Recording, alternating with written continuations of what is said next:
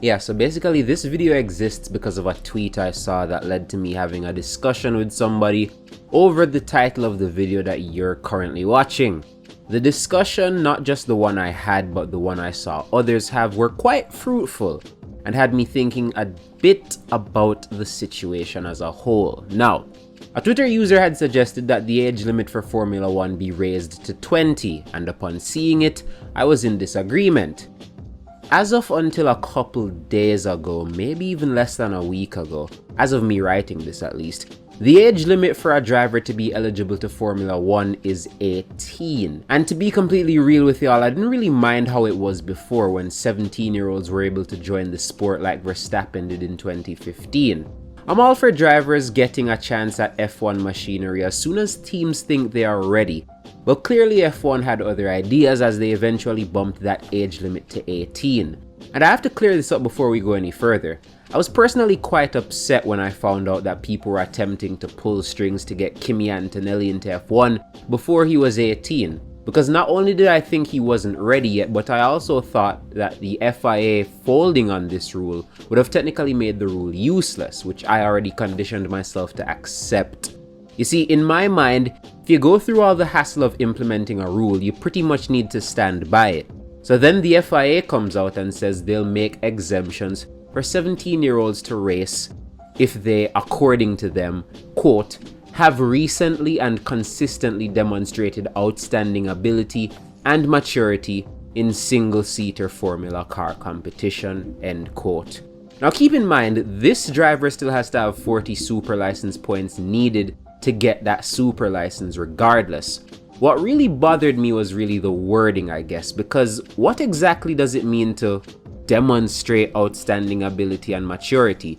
It's not something that you can quantify. Yeah, it's not quantifiable, and clearly something that means the FIA will make the decision based on their own discretion. Now this might be reaching, but another thing it silently implies is that if you do have enough points and you are over 18 but don't possess the maturity, you don't get one, which isn't true because we've seen tons of immature people get super licenses before. To imply that being mature means you get a super license is kind of weird, but that's probably just me reaching. Anyways, there was a Twitter user out there that agreed with the earlier point made that the age limit should be 20 years old, and this was their argument. They said, quote, having increasingly younger drivers on the grid when they are not ready nor mature enough physically or mentally for the challenges of F1, making them underperform consequentially, destroying their careers before they even hit their 20s, creates a vicious cycle that leads to a constantly changing grid of untrained drivers, which lowers the level of competence of the athletes and consequently destroys the sport. They need time to mature and develop their craft so their talents are up to standard and the sport can continue to thrive, end quote. Now, there are aspects of this argument that I do agree with, because the average age of the grid is decreasing and it has its pros and cons. Because on one hand, it's great that generational talent is being discovered at an earlier age than it used to. People are now allowed to start their careers way earlier than the greats of the past got to. However, on the other hand, the other argument comes that due to the limited amount of seats on the grid, we're starting to see instances where F1 careers are ending prematurely. We're seeing drivers in their mid-20s get booted for 18-year-olds, 19-year-olds, other people in their early 20s. And it starts a cycle where these youngins that come in to replace the 20-somethings become the 20-somethings and get replaced by other youngins. And obviously, one of the major things that plays a role in this is the inherent exclusivity of the sport, where only 20 drivers get a bite of the cherry, with no real silver lining of that number getting higher given what's going on with Andretti. Now, I highlighted in my response to this person's argument that while I agree with certain aspects of their point, there's no guarantee in my eyes that raising the sport's age limit would necessarily eliminate the issues they brought up. Because I brought up a hypothetical scenario where a 17-year-old or an 18-year-old wins Formula 2. They obviously can't go back, but if there's a 20-year-old age limit, what would that driver do for the time being?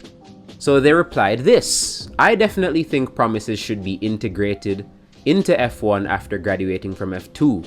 I just think it can be done slowly by being reserves, testing cars, sims, or experiencing different motorsports through drivers' programs. That way, they have the time to work on their skill instead of being thrown headfirst into the biggest motorsport championship in the world. I definitely agree that from a business point of view, it's better to break in a younger driver, and on one hand, that could lead to them having a longer career, but it also concerns me that it could just as well cause faster burnout, leading to the loss of a promising driver.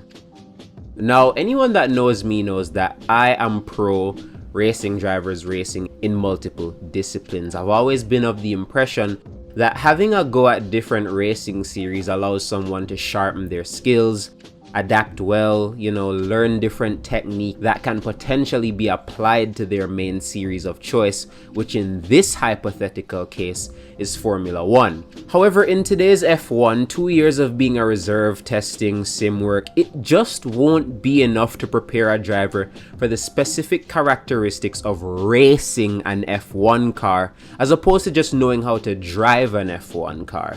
Not only that, but we have to also remember that F1 testing today is criminally limited compared to back in the days of guys like Lewis Hamilton. Drivers like Hamilton had the benefit of being able to do multiple testing sessions per year without really many restrictions compared to today's world, where drivers literally get 3 days of pre-season testing to tackle an entire season of F1. And those 3 days of testing are technically 1.5, as they have to share driving duties with another person in one car. Then comes the idea of simply not taking the reserve driver route and just plopping a young 18, 17, 19-year-old straight into a race seat. Now, this can have several different results. They can either excel like a Verstappen or Norris or a Leclerc, or they could flounder like a Sargent or a Palmer. There'll always be an inherent risk to putting a young driver into a seat, but sports in and of itself is loaded with risky decisions.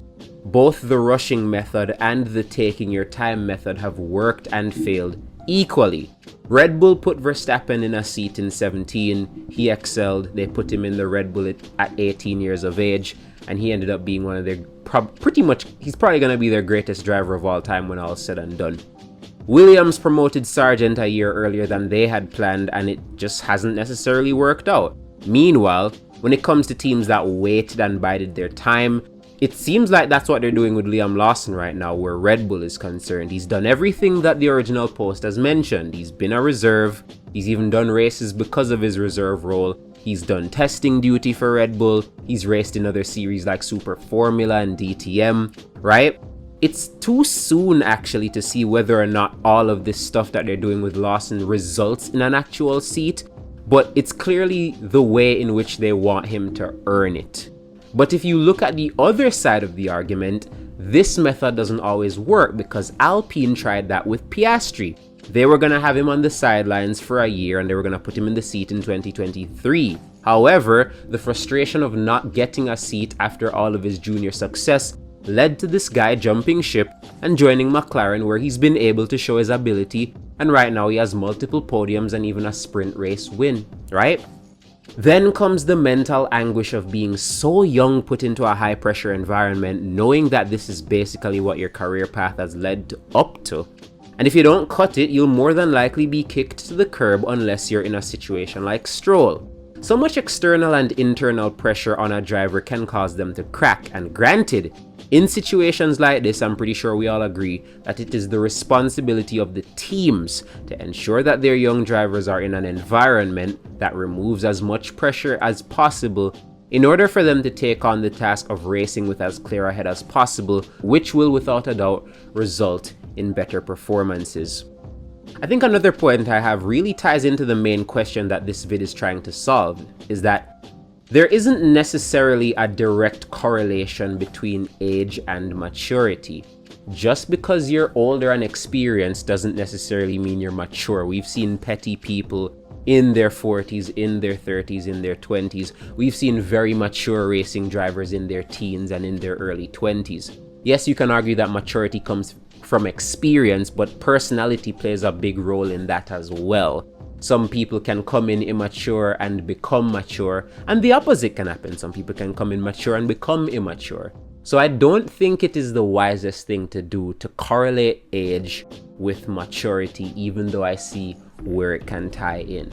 But I'll say this much, man. In conclusion, I do think more can be done and should be done to prepare young drivers for Formula One. I just don't think an age limit is necessarily the way in which you solve this issue.